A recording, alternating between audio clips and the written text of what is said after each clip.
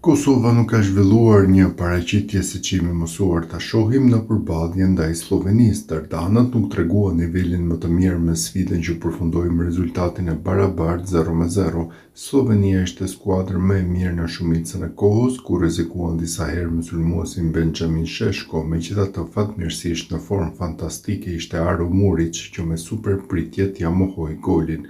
Rasti i vetëm në ndeshje ishte i Vedat Morićit për Kosovën pas vetëm 5 minutave lojë, por që goditja e sulmuesit të Majorkas përfundoi jashtë rrjetës. Ndërkohë Slovenia tentoi disa herë përmes Sheshkos, mirëpo Murić dhe Albian Hajdari arritën ta bllokonin. Kësaj Kosova merr vetëm 1 pikë në shtëpi ndaj Slovenisë dhe tani shkon në kuotën e 4 pikëve derisa këta të fundit mbesin me 2 pikë.